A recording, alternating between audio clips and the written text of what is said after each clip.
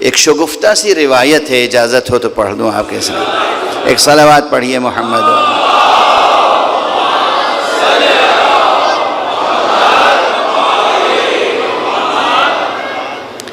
ایک جگہ گفتگو ہو رہی تھی حضرت حذیفہ یمانی. اب میں مختصر عموماً پڑھا کرتا ہوں، تفصیلات یاد ہوتی ہیں تب بھی میں اسے مختصر کر دیتا ہوں. حضرت حذیفہ یمانی نام سنا ہے آپ حضرات نے، ضرور سنا ہوگا. حضرت حذیفہ یمانی بہت بڑی منزلت کے حامل تھے. آپ بتائیے وہ کون ہوگا، وہ کیسا ہوگا جسے رسول اپنے راز بتاتے ہوں.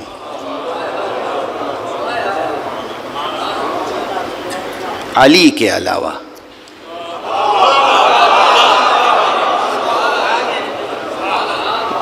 مولا علی کی بات تو بالکل الگ ہے. مولا علی علیہ السلام تو جان رسول تھے، نفس رسول تھے، جانشین رسول تھے، وصی رسول تھے. اچھا سچ میں یہ بتائیے، یہ جو لفظیں ابھی میں نے استعمال کی یہ کوئی پہلی بار استعمال کی؟ کروڑوں بار سن چکے ہیں آپ. کیا اس میں تاثیر ہے کہ جب کوئی بھی دہراتا ہے تو دل کھل اٹھتا ہے؟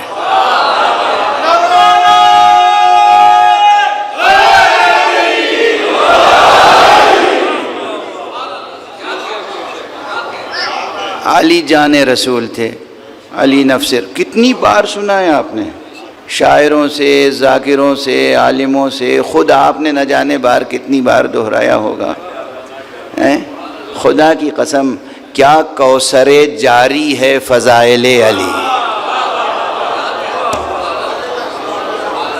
لوگ جیتے ہیں اس ہوس میں، اس حرص میں، اس حب میں، اس خواہش میں، اس تمنا، اس آرزو میں کہ جنت میں جائیں گے تو نہر عسل سے دہن کو شیریں کریں گے، کوثر کا پانی پئیں گے، نہر لبن سے محظوظ ہوں گے. ہمارے لیے تو ذکر علی کوثر بھی ہے، نہر لبن بھی ہے، نہر عسل بھی.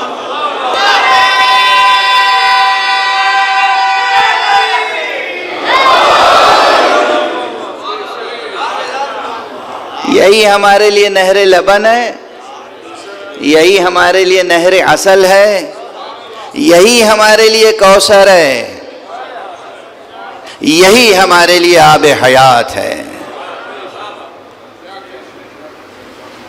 تو مولا علی کی تو بات ہی الگ ہے.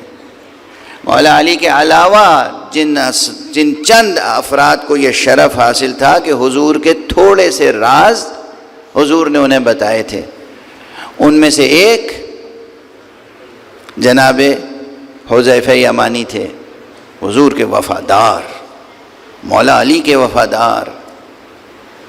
تو جناب حذیفہ یمانی بیٹھے ہوئے تھے، ایک دربار سجا ہوا تھا. انہوں نے جو دربار کے رأس و رئیس تھے انہوں نے پوچھا، حذیفہ کیسے ہو؟ کیف اصبحت یا حذیفہ؟ حذیفہ کیسے ہو، کیسے سویرا کیا، کیسے صبح کی؟ یہ عربی کا ایک محاورہ ہے اپنے انداز کا. کہ کیا بتاؤں میری حالت کیا ہے، کیا بتاؤں کہ میری حالت کیا ہے. میں حق سے کراہت کرتا ہوں اور بغیر وضو کے صلاۃ ادا کرتا ہوں. میں وہ رکھتا ہوں جو خدا نہیں رکھتا. ایسے ہی 2-3 جملے وہ کہتے گئے.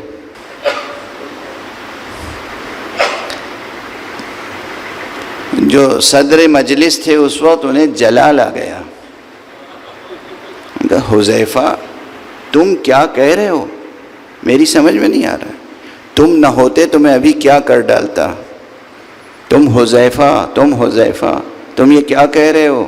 اگر تم نہ ہوتے تو میں ابھی مثلا کوڑے برسا دیتا، پتہ نہیں کیا کرتا. ایک دربار میں وہ خاموش بیٹھے ہوئے حذیفہ. اتنے میں جناب مولا کائنات امیر المومنین علی ابن ابی طالب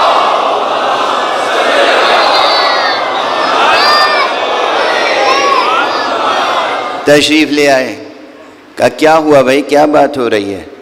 کہا یا ابا الحسن ذرا دیکھیے حذیفہ کو، کفر بک رہے ہیں. کہا کیا ہو گیا؟ کہا یہ کہہ رہے ہیں مجھے حق سے کراہت ہے، حق سے مجھے کراہت ہے، صلاۃ ادا کرتا ہوں بغیر وضو کے، میں وہ رکھتا ہوں جو خدا نہیں رکھتا۔ کہا اس میں غلط کیا کہہ رہے ہیں؟ موت حق ہے اور کون موت سے کراہت نہیں کرتا؟ اور یہ جو نبی پر درود بھیجتے ہیں یہ صلاۃ ہے اور بغیر وضو کے صلاۃ ہو جاتی ہے۔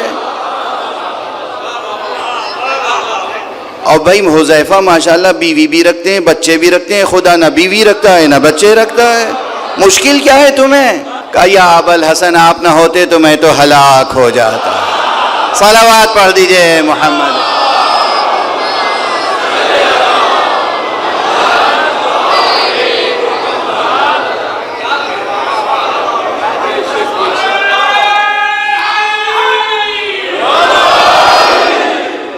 حضور کی طرف یہ حدیث بھی منسوب ہے کہ حضور نے فرمایا ہے کہ مومن کا مزاح بھی عبادت ہے، لیکن ظاہر ہے کہ اس کا نتیجہ یہ نکلا کہ ایک مومن کی صفت یہ بھی ہونی چاہیے کہ اس کے اندر مزاح کا ذوق پایا جائے۔ اب یہ حذیفہ کا ایک مزاح تھا، مزاح کا مزاح تھا، حقیقت کی حقیقت تھی۔ مومن کے مزاح کی شان یہ ہوتی ہے کہ وہ مزاح میں بھی جھوٹ نہیں بولتا۔ اب دیکھیے اس مزاح میں کوئی چیز جھوٹ نہیں تھی، غلط بیانی نہیں تھی، باطل امر نہیں تھا، کوئی باطل امر نہیں تھا، کوئی کذب نہیں، کوئی غلط بیانی نہیں۔ بہرحال بات یہاں تک پہنچی تھی صرف ایک بات کے لیے کہ صلاۃ درود بھیجنا محمد اور آل محمد پر، یہ نہ اس کے لیے وضو شرط ہے، نہ یہ سنگین ہے، بہت مختصر ہے، مگر سب سے عظیم عبادت اس لیے ہے کہ اگر یہ نماز میں نہ ہو تو نماز قبول نہیں ہے۔ جو لوگ نہیں پڑھتے نماز میں وہ جانے اور خدا جانے، ہمیں یہ معلوم ہے کہ اگر ہم نماز میں درود مصطفیٰ پہ نہیں پڑھیں گے ہماری نماز اس قابل نہیں ہوگی کہ فرشتے اس کی طرف توجہ کریں۔ اور پھر یہ وہ عبادت ہے جس کے لیے اللہ نے فرمایا ان اللہ وملائکتہ یصلون علی النبی یا ایھا الذین آمنوا صلوا علیہ وسلموا تسلیما۔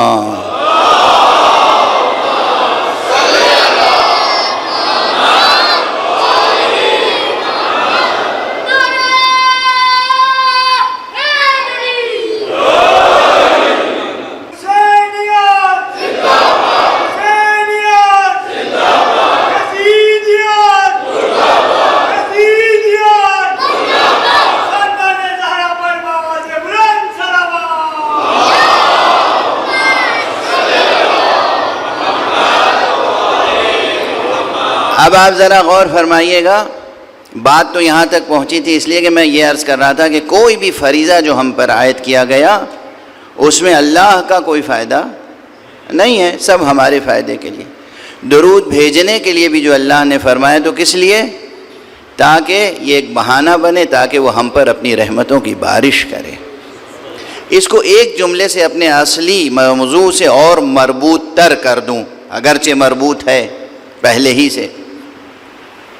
کل میں نے عرض کیا تھا کہ امر بالمعروف اور نہی عن المنکر کے کچھ آداب ہوتے ہیں، اور اس میں سب سے اہم ادب یہ ہے، امر بالمعروف کی سب سے بڑی ایتھکس یہ ہے، سب سے بڑی ویلیو یہ ہے کہ جو آپ دوسرے کو حکم دیں اس پہ خود عمل کریں۔ آپ دیکھیے کہ خود پروردگار نے اس آیت کریمہ میں اس کی مثال قائم کی۔ صلوات مصطفیٰ صلی اللہ علیہ وآلہ وسلم پر بھیجنا ایک معروف ہے، یہ بھی کیا ہے؟ ایک معروف ہے۔ تو اللہ نے اس مقام پر امر بالمعروف کی خود ایک مثال قائم کی۔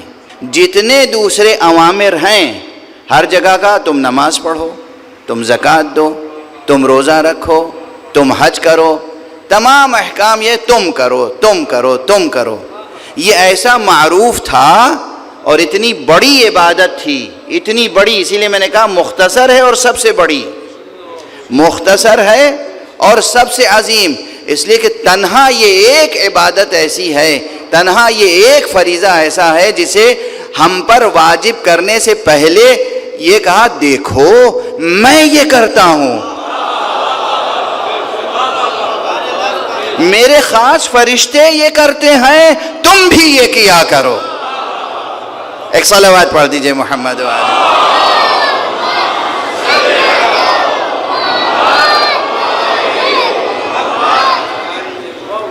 یہ خود ایک معروف ہے، معروف، یہ وہ معروف ہے جسے فطرت، عقل، شریعت پسند کرتی ہے، اللہ اس کا حکم دیتا ہے، شریعت اس کا حکم دیتی ہے۔ تو صلوات پڑھتے رہنا ایک معروف ہے، خود پڑھتے رہا کیجئے اور دوسرے مومنین کو توجہ دلایا کیجئے کہ دیکھو بھائی درود ہر وقت پڑھتے رہا کرو۔ اگر تم یہ چاہتے ہو کہ سرکار رسالت میں آپ کے ایک اچھے امتی رہو تو ہر وقت درود پڑھتے رہا کرو۔ اگر تم یہ چاہتے ہو کہ اللہ کی طرف سے تمہارے اوپر رحمتوں کی بارشیں ہوں تو ہر وقت درود پڑھتے رہا کرو۔ پھر دیکھیے اگر وہ معاشرہ پیدا ہو جائے تو پھر کیسی رونق ہوگی آپ کی زندگیوں میں، کیا نورانیت ہوگی، کیا بلندی ہوگی، کیا شفافیت ہوگی۔ آپ اس زمین پر اپنے قدموں میں کوثر اور نہر لبن اور نہر عسل جاری دیکھیں۔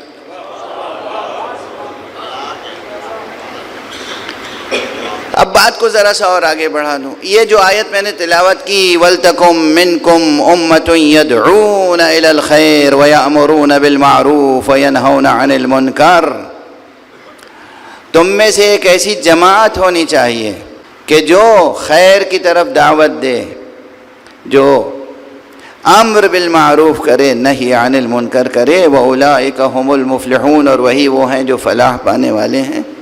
یہ مومنین کے لیے ایک حکم ہے۔ اسی قرآن مجید میں سورہ توبہ میں ایک پہچان بتائی گئی ہے منافقین کی، بلکہ ان کی روش، ان کا کردار پہچانوایا ہے۔ المنافقون والمنافقات بعضهم من بعض یأمرون بالمنکر وینہون عن المعروف۔ یہ آیت ہے سورہ توبہ میں، المنافقون والمنافقات بعضهم من بعض یأمرون بالمنکر وینہون عن المعروف۔ دیکھو منافق مرد اور منافق عورتیں وہ ہیں جو ایک کا دوسرے سے تعلق ہے، اور ان کی پہچان کیا ہے، ان کا کیریکٹر کیا ہے، ان کی روش کیا ہے، ان کی پالیسی کیا ہے۔ ان کی پالیسی یہ ہے کہ منکر کا امر کرتے ہیں، معروف سے روکتے ہیں۔ تو اس لیے بھی دست ادب، یہ حدیث نہیں بیان کر رہا ہوں، آیت بیان کر رہا ہوں، اس لیے دست ادب جوڑ کے عرض کر رہا ہوں کہ خدا را اگر منافقین سے اپنے کو الگ رکھنا ہے، اگر منافقین سے الگ رکھنا ہے، اگر آپ کو اپنی شان ایمانی کی حفاظت کرنی ہے، ایک اچھا مسلمان، ایک اچھا مومن اور ایک اچھا انسان بن کر دنیا میں رہنا ہے اور آخرت میں خدا کو منہ دکھانا ہے، تو آپ کو امر بالمعروف اور نہی عن المنکر کو اپنی زندگی کا خاص انداز اور اسلوب اور اپنی زندگی کی خاص روش بنانا پڑے گا۔ اس لیے کہ خود قرآن مجید نے دونوں چہرے دکھا دیے۔ مومنوں سے کہا تمہارے اندر امر بالمعروف اور نہی عن المنکر ہونا چاہیے، اور منافقوں کی پہچان یہ ہے کہ وہ منکر کا امر دیتے ہیں اور معروف سے روکتے ہیں۔ اب ان دونوں آیتوں کو سامنے رکھیے اور تاریخ پر نظر ڈالیے۔ دونوں آیتوں کو سامنے رکھیے، ایک آل عمران کی آیت نمبر 104، اور ایک یہ سورہ مبارکہ توبہ کی آیت۔ اور پھر دیکھیے یہ آیتیں جب نازل ہوئیں، حضور کا زمانہ تھا نا، تو حضور کے زمانے میں کوئی یہ تو کہتا نہیں تھا کہ نماز نہ پڑھو۔ منافق کیا کرتے تھے؟ نماز میں تو شریک ہوتے تھے، حج میں بھی جاتے تھے، سب کام کرتے، یہاں تک کہ جنگ میں بھی جاتے تھے۔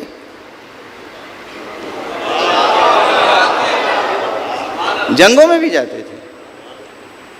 اب یہ میرا کئی بار کا کہا ہوا جملہ ہے، لیکن چونکہ خراج عقیدت ہے مولا عباس کو، تو پھر دہرا دیتا ہوں کہ یہ علم جو ہے نا، یہ دست مبارک علی میں تھا۔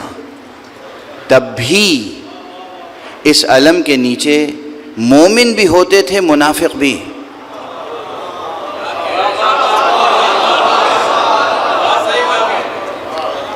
دست علی میں علم ہے، مگر اس پرچم کے نیچے مومن بھی ہیں، منافق بھی۔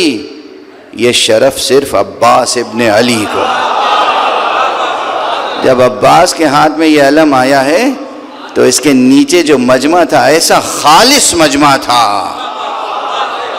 ایک ایک فرد اس میں سے ایسا کامل الایمان تھا جس سے پورا پورا لشکر نفاق پسپا ہو سکتا تھا۔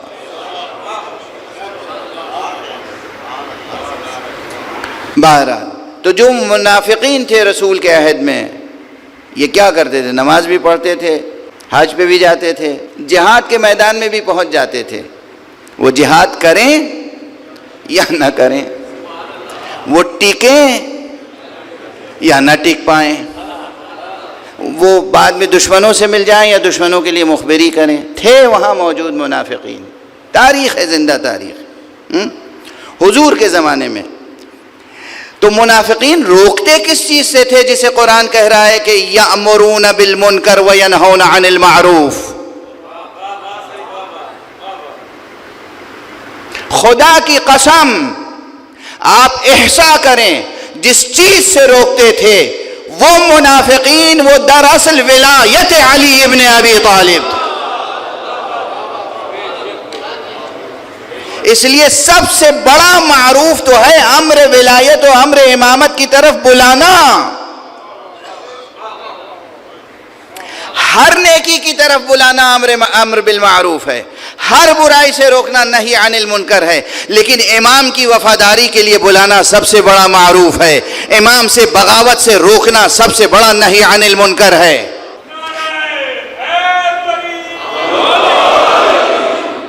اور امامت کو پہچانوانا، امام کے خصوصیات پہچانوانا، یہ سب سے بڑا امر بالمعروف ہے۔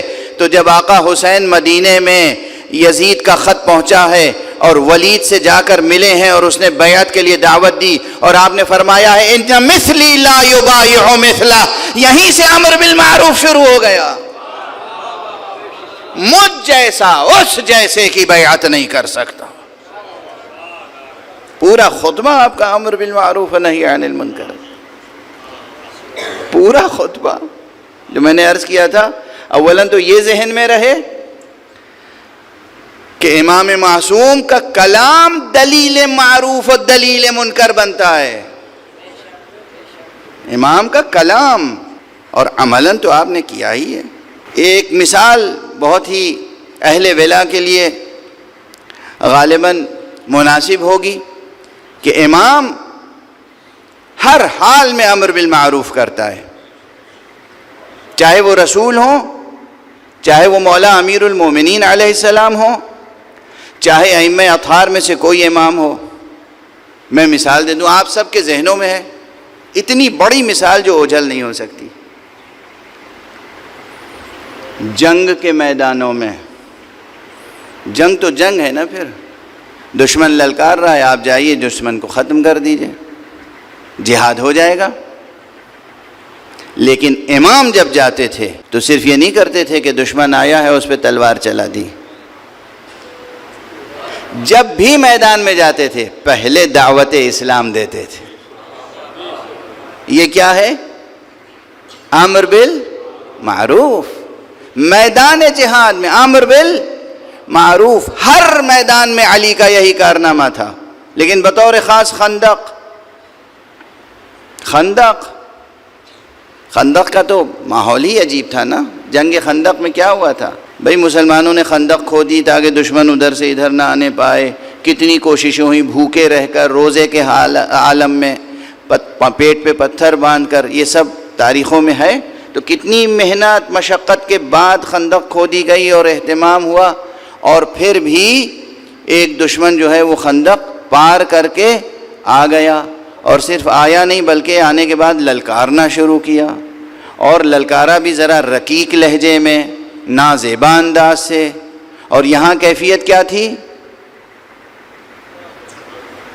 فرزندان توحید، عاشقان رسول، سب کی کیفیت کیا تھی؟ کیا خوف طاری تھا۔ تاریخ میں ہے، جو تاریخ میں ہے پڑھ کے آگے بڑھ جاتا ہوں، ایسی خاموشی تھی کہ جیسے سروں پر پرند بیٹھے ہوئے ہوں، طائر بیٹھے ہوئے ہوں۔ اب وہ پتہ نہیں طائر تھے یا طائر روح جو ہے وہ یہاں پر آ کر متمکن ہو گیا تھا۔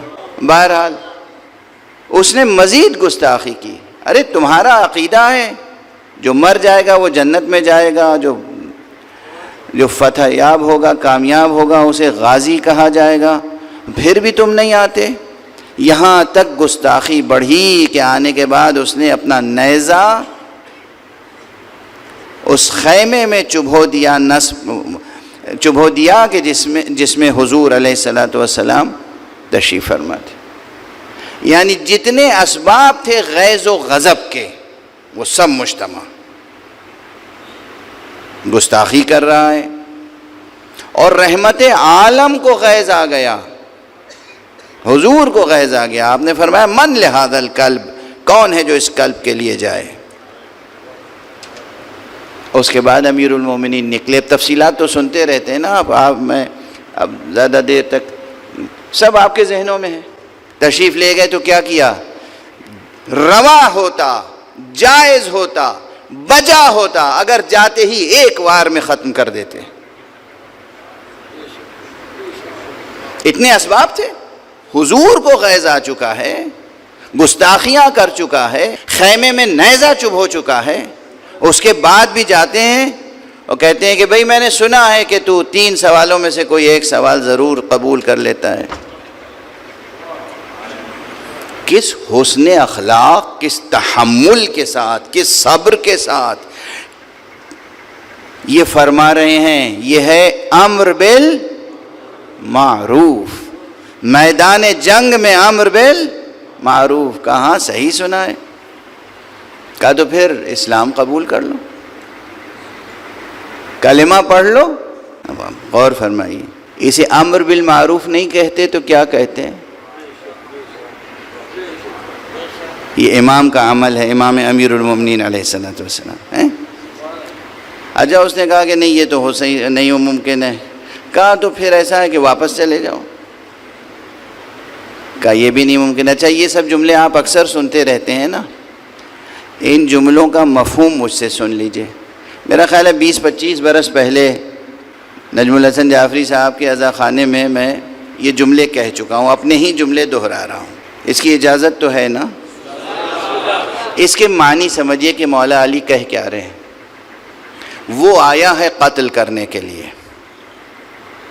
جو قتل کرنے کے لیے آیا ہے، جو موت لے کے آیا ہے، موت کا پیغام لے کے آیا ہے۔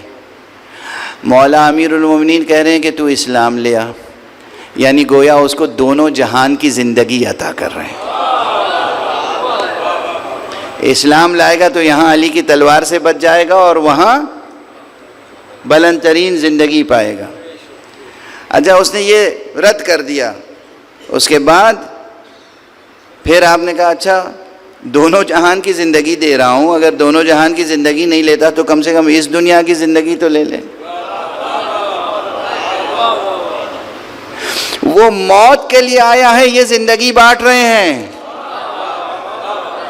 یہ ہے ائمہ اطہار، یہ ہے ائمہ اہل بیت، یہ ہے ابو الحسن، یہ ہے ابو تراب، یہ ہے علی ابن ابی طالب امیر المومنین۔